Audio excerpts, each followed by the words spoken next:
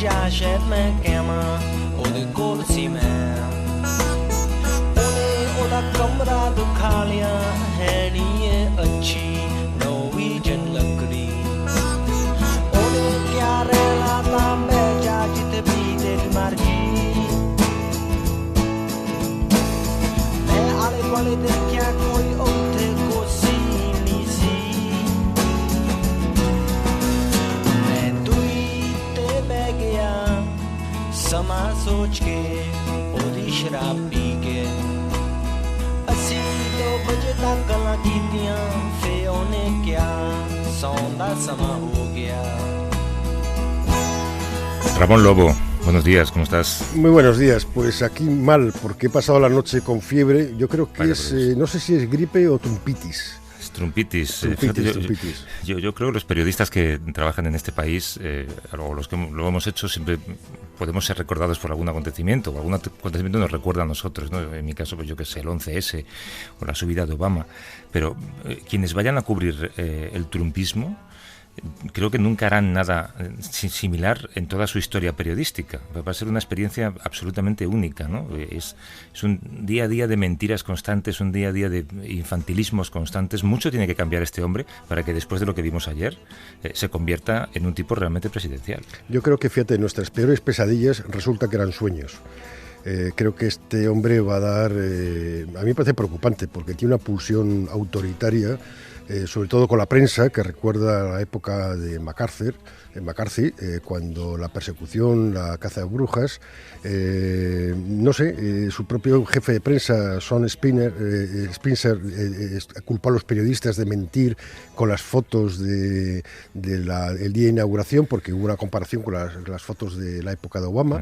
Pero en realidad, ¿sabes lo que ha pasado? Creo que lo que ocurrió es que el viernes por la tarde, a medida que avanzaban las horas, empezaban a publicarse esas comparaciones, y sobre todo el sábado por la mañana, Donald Trump, que no deja de ser, o no deja de moverse por mecanismos sumamente infantiles, y no deja de ser un bully, parece que se fue enfadando a medida que avanzaba el día, al comprobar que realmente su ceremonia no había sido, no ya la más vista de la historia, sino que además había tenido grandes espacios desiertos en el mall, ¿no? Entonces, claro, la gente que está a su alrededor, cuando es un individuo como él el que da la orden, la acata incluso antes de que la dé. Entonces incluso montan ruedas de prensa como la de ayer de Sean Spicer para decir, son ustedes unos deshonestos, había más gente que en ningún lugar. ¿Cómo que más gente que en ningún lugar? Es increíble, además, que, por ejemplo, se va a la CIA, sabes que ayer estuvo en el cuartel general de la CIA, el exdirector de la CIA ha dicho que ha sido un disgusto y un escándalo histórico que haga una especie de campaña política y que acuse a los periodistas de ser deshonestos justo cuando tiene detrás el muro en el que se graban los nombres de los agentes caídos en actos de servicio. Allí mismo aprovechó para decir barbaridades. Sí, yo creo que es un hombre que, no sé, yo tengo la impresión de que no va a hacer el mandato, no va a cubrir los 4 años. Ya sé que Mike Pence es peor, pero no sé, yo creo que rompe todas las normas de inteligencia, de seguridad emocional, en un momento en el que lo que se necesita es una cierta previsibilidad, ¿no? O sea, tú luego puedes ser un tipo de derechas o muy de derechas o súper de derechas, pero lo que no puede ser es un imbécil. Y este hombre, que es inteligente, no sé, yo creo que está dominado por una especie de narcisismo patológico, y lo que apuntabas un poco, una necesidad infantil no tiene capacidad de resistir la crítica. Sí. Se mete en todos los charcos. Lo que más le interesa es la fama, y solamente quiere la fama positiva, no acepta esa crítica, pero a cambio a lo mejor hay un efecto positivo con el que no contábamos, y eso yo lo vi ayer en la gran marcha movilización de las mujeres, que fue absolutamente histórica, yo creo. Se dice que solamente ha habido ya una marcha superior en número, que fue la de la guerra de Vietnam. No, y hubo incluso más aquí, yo creo. La que se montó en el 69 contra la guerra de Vietnam tenía 600.000, ayer se dice que había 500.000, pero el Servicio Nacional de Parques decidió hace años no dar cifras oficiales porque luego les presentan demandas, ¿no? Por cierto, los de parques han tenido problemas también, porque retitulearon alguna de las informaciones de que no había habido mucha gente y cancelaron la cuenta de Twitter del Ministerio de Interior. No la cancelaron, sino la durmieron para que no hubiera más tweets contrarios al emperador. Claro, al emperador. Pero era bonito ver cómo había gente de todo tipo. Había incluso algunos republicanos que no habían votado por Trump y que estaban allí protestando.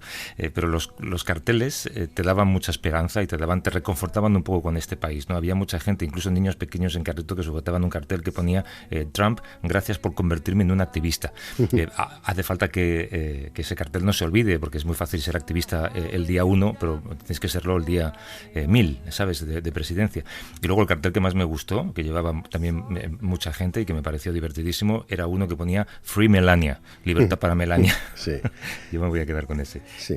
No sé, yo aquí ahora lo que diría es que nos tendríamos que empezar a movilizar preventivamente para que no ocurra lo mismo en Francia, para que no tengamos en abril una victoria de Marine Le Pen en la primera vuelta y riesgos en la segunda. Hoy los socialistas franceses tienen sus primarias, vamos a ver a quién eligen, aunque tienen muy pocas posibilidades de pasar a la segunda vuelta. Bueno, como periodistas que somos y según Trump como algunas de las personas más deshonestas de la Tierra, déjame que me fije muy rápidamente solamente en la que puede ser quizá la decisión más polémica de ya el expresidente Obama, arrestada hace 7 años en la base operativa avanzada Hammer, a las afueras de Bagdad, por filtración de secretos de Estado. Estaba Chelsea Manning, casi 7 años en prisión, y ahora por un indulto va a ser liberada el próximo 17 de mayo. Claro, los actos de la investidura nos han hecho olvidarnos de esto, que sería posiblemente la noticia del año, si hubiera ocurrido en otro año que no fuera este. Sí, además, la historia de Chelsea Manning es un guión de cine. Sí, él es el hombre o la mujer, porque cambió de sexo, que esa ha sido una de las claves también, porque había una gran polémica si el Departamento de Defensa debía pagarle o no la operación. Tuvo varios intentos de suicidio, entonces también ha sido una cuestión humanitaria y de principios. Él lo que hizo fue suministrar a Wikileaks un montón de material sobre actividades no siempre legales del Pentágono y del Departamento de Estado. Yo recuerdo sobre todo la imagen famosa del helicóptero en Bagdad, fue el 12 de junio del 2007, que ametralló a 12 personas, entre ellos, todos eran civiles, entre ellos 2 periodistas de Reuters, un periodista y un ayudante, y el ejército americano siempre negó que fueran civiles, siempre dijo que eran gente armada, y en el vídeo se ve claramente que no hay ningún arma. Bueno, Wikileaks en la primera etapa lo que sirvió es para publicar lo que no se quería publicar. Lo que queríamos saber es qué debe hacer desde el punto de vista ético un ciudadano que es testigo de una ilegalidad por parte de un gobierno. ¿Resulta un traidor por sacarlo a la luz? Así que se lo vamos a preguntar a Joseba Lola, que es periodista del País. ¿Cómo está, Joseba? Buenos días. Buenos días, Javier, Ramón. ¿Qué tal estáis? Muy bien, fuiste uno de los 30 periodistas del País que analizasteis aquellos 250.000 cables que llegaron al periódico. Desde tu punto de vista, y ahora que ha pasado el tiempo, ¿Snowden o Manning son unos traidores, o los traidores son los que violan las leyes con escuchas masivas, por ejemplo? Hombre, es tremendo la verdad que se llegue a calificar de traidores a personas que realmente la verdad es que se la juegan por intentar darnos a conocer cosas que nos están ocultando, ¿no? Entonces a mí la verdad es que llamarles traidores me parece un despropósito total. Manning ha sufrido mucho y Snowden también está sufriendo mucho por haber hecho una contribución. No sé, yo después, tú que has entrevistado creo que 4 veces a Assange, ¿tú ves 2 Assange? Un Assange primero más cruzado y ahora un Assange más subido al ego, y sobre todo, ¿crees que va a cumplir la promesa de entregarse a Estados Unidos en el momento que liberen a Chelsea? Pues teóricamente él ha dicho que la va a cumplir, o sea que eso es lo último que ha dicho el jueves, ¿no? Que la va a cumplir si se respetan sus derechos, ¿no? Entonces habrá que ver qué hace, porque la verdad es que es un hombre totalmente imprevisible, Assange. Pero yo la verdad es que me cuesta creer que se vaya a entregar. Primero, no hay constancia de que haya ningún expediente cerrado para pedir su extradición a Estados Unidos. Él lo que tiene realmente ahora mismo pendiente es una cuestión personal de un tema de unas acusaciones de acoso sexual y demás que la mayor parte han prescrito, pero que permanece una de violación leve con una mujer en Suecia, y eso es lo que tiene pendiente con la justicia. Con Estados Unidos todavía no sabemos qué es lo que tiene pendiente. Bueno, ahí tiene a favor el caso de Erzberger, que fue el de los papeles del Pentágono, que el Tribunal Supremo dictaminó que él era el filtrador, no el New York Times, el publicador. Sí, y a él no se le pudo detener porque hizo mal su trabajo y realizó escuchas ilegales.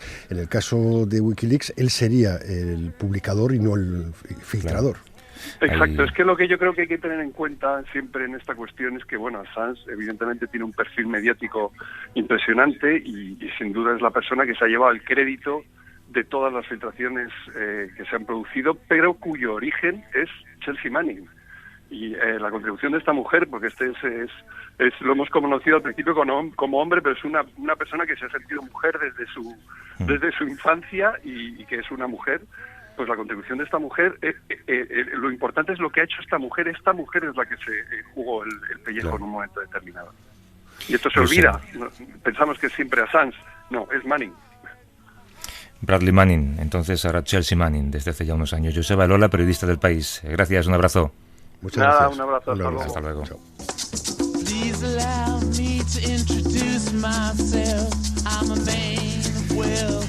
Hoy el País publica esa entrevista que a todo jefe de todo medio de comunicación le encantaría conseguir, ¿verdad, Ramón? Cuando llegas a cualquier redacción, consígueme una entrevista con Obama, una entrevista con el Papa. Pues el Papa ha dado una entrevista a Papa Francisco al diario El País, una entrevista exclusiva. El viernes pasado recibía en su domicilio a 2 periodistas del diario. Uno de ellos es Pablo Ordaz, que es corresponsal en Roma de ese periódico. ¿Cómo estás, Pablo? Buenos días.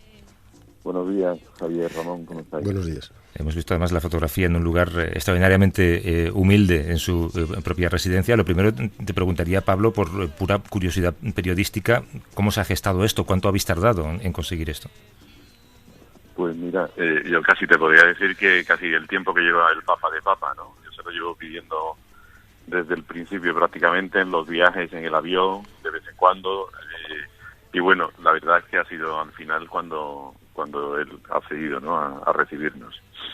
Cuando Dios ha querido, al final, ¿no? Cuando Dios ha querido, exacto. La entrevista hay que leerla, es una entrevista densa, larga, en la que incluso, además, yo creo que la entrevista se hace justo en el momento en el que Donald Trump toma posesión y hace algún comentario sobre el riesgo a juzgar a alguien antes de que actúe. Antes de hablar del contenido, cuéntame un poco, Pablo, ¿qué te pareció el Papa? ¿Qué transmite? ¿Es un personaje real? Sí, sobre todo lo que más llama la atención del Papa ahora, ¿no? Y también cuando he tenido oportunidad de verlo en el Vaticano, en los viajes, es que es verdad, ¿no? Una cosa que mucha gente te pregunta, efectivamente, ¿no? Es marketing todo esto que dice. No, es verdad, ¿no? Y por ejemplo, la entrevista se veía, estaba absolutamente concentrado. Luego, tú sabes que el periódico, ¿no?, tiene en el libro de estilo, ¿no?, el compromiso de pasar la entrevista si te la piden. Él la pidió.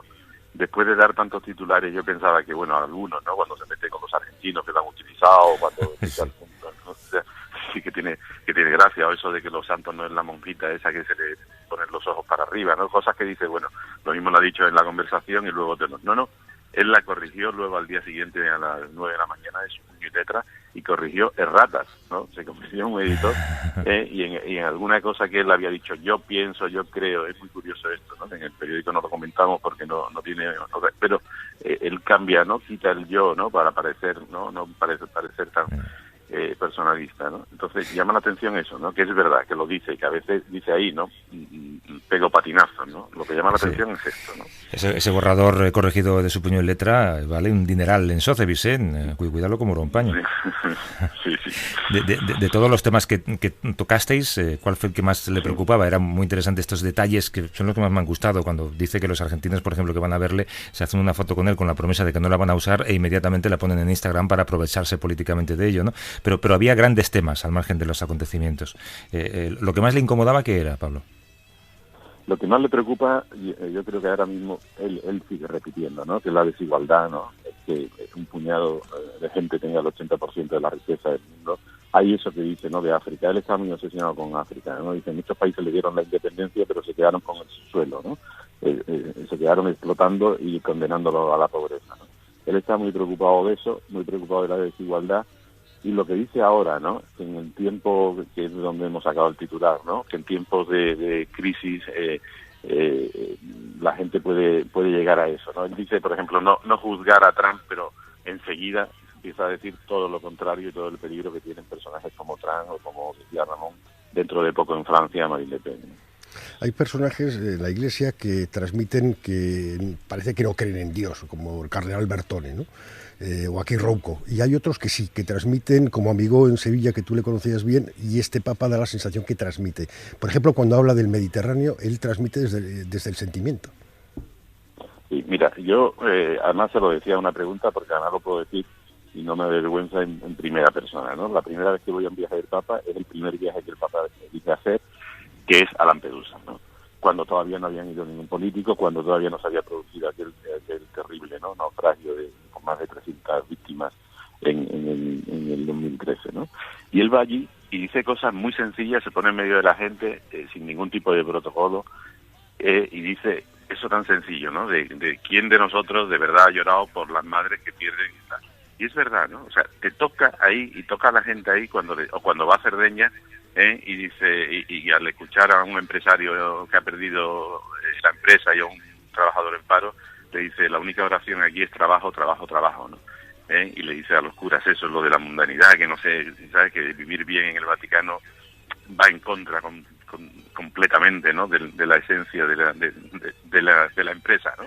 Entonces, es un papa incómodo porque, por ejemplo, en España, ¿no?, donde el catolicismo ha sido no peques y además te vas a ir al infierno y como hagas esto y te toques no sé cuánto, él dice que no, que lo que hay que hacer es equivocarse y que la suerte que tienen ellos es que al final tienen ahí que vas y te perdonan, ¿no? Entonces hace muy atractivo, ¿no?, una historia que para nosotros, por ejemplo, siempre ha sido, pues eso, el palo y el pecado, ¿no? Y la amenaza del miedo. Además me ha parecido extraordinariamente inteligente por su parte, que de lo que menos habla en la entrevista es de España. Eso hace pensar que sabe manejar muy bien a los medios de comunicación. Le preguntáis qué le llega de España y dice, pues me acaba de llegar un paquete de turrón y unos polvorones. Sí. Es todo lo que responde. Es curioso porque se concentra mucho, pero siempre tiene el humor ese en la recámara, ¿no? Y él dice que además que es eso, ¿no?, que el humor es fundamental, ¿no?, contra cualquier fanatismo, ¿no? Pero a nosotros nos tiene calado, habla poco de España, pero cuando pide que dialoguemos, efectivamente es lo que peor sabemos hacer, ¿no? Yeah. Pablo Ordaz, corresponsal en Roma del País, y uno de los autores de esta entrevista exclusiva con el Papa, que se publica hoy en el periódico. Enhorabuena por ese acontecimiento periodístico, porque lo es, desde luego. Pablo, un abrazo. Muchas gracias. Un abrazo grande, gracias. Hasta luego.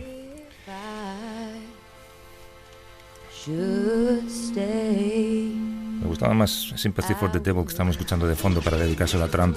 Sí. Mira, aquí viene. El Papa en realidad trabaja contra el diablo, pero el diablo, jugando en el lenguaje, digamos, cristiano, está en muchísimas formas. Incluso hay gente que parece que está en la otra, que juega en la otra orilla, ¿no?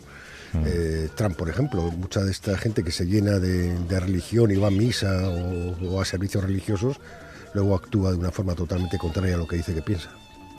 Empieza un año muy interesante, Ramón, lo vamos a pasar muy bien en esta sección. Por cierto, mañana cumplo años, me puedes traer lo que quieras de Washington. Te voy a traer una jarrita con la cara de Donald Trump. Por favor. Hasta la semana que viene. Chao. Adiós.